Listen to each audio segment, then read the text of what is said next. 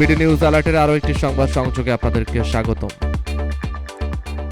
242 যাত্রী নিয়ে গুজরাটে বিমান বিধ্বস্ত, বহু হতাহতের আশঙ্কা। ভারতের পশ্চিম উপকূলীয় রাজ্যে গুজরাটের আহমেদাবাদে যাত্রীবাহী একটি বিমান বিধ্বস্তের ঘটনা ঘটেছে। দেশটির বিমান সংস্থা এয়ার ইন্ডিয়ার বোয়িং 787 ড্রিম লাইনের ওই বিমানে অন্তত 242 জন যাত্রী ছিলেন।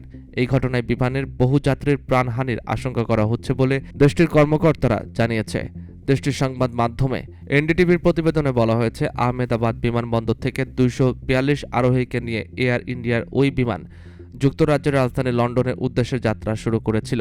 স্থানীয় সময় দুপুর 1টা থেকে 2টার মধ্যে বিমানটি উড্ডয়নের পরপরই আহমেদাবাদের কাছে বিধ্বস্ত হয়েছে।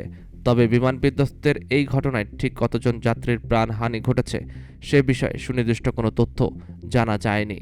তবে একটি সূত্রে জানা গেছে, এই বিধ্বস্তের ঘটনায় ইতিমধ্যে 133 জনকে নিহত হিসাবে শনাক্ত করা হয়েছে। এই সংখ্যা আরও বাড়তে পারে বলে আশঙ্কা করা হচ্ছে। সংবাদ মাধ্যম নিউজ 18 জানিয়েছে, বিমানটিতে 232 জন সাধারণ যাত্রী এবং 10 জন ক্রু ছিলেন।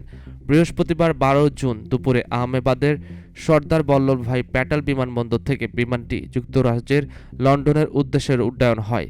এর কিছুক্ষণ পরই এটি আছড়ে পড়ে।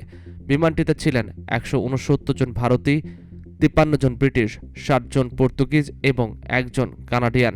বিমানটি আছড়ে পড়ার মুহূর্তটি ধরা পড়েছে ক্যামেরায়। এতে দেখা যাচ্ছে বিধ্বস্ত হওয়ার সঙ্গে সঙ্গে বিমানটি আগুন ধরে যায়। এরপর সেখান থেকে কালো ধোঁয়া কুণ্ডলী বের হতে দেখা যায়। জানা গেছে, বিমানটি আছড়ে পড়েছে একটি মেডিকেল কলেজের ছাত্রাবাসে।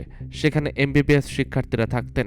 বিমান সরাসরি ছাত্রাবাসে আছড়ে পড়ায় অনেক শিক্ষার্থীর মৃত্যুর সংখ্যাও করা হচ্ছে। প্রত্যক্ষদর্শীরা জানিয়েছে, বিমান কলেজের ছাত্রাবাসে বিধ্বস্ত হওয়ার পর সেখানে হৃদয় বিদারক ও বিশৃঙ্খল পরিস্থিতির সৃষ্টি হয়। ইতিমধ্যে একাধিক শিক্ষার্থীর মৃত্যু নিশ্চিত হওয়া গিয়েছে।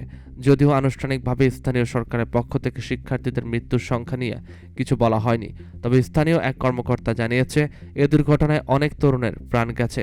মূলত তিনি ওই ছাত্রাবাসের শিক্ষার্থীদের সাথে কথা বলেছেন।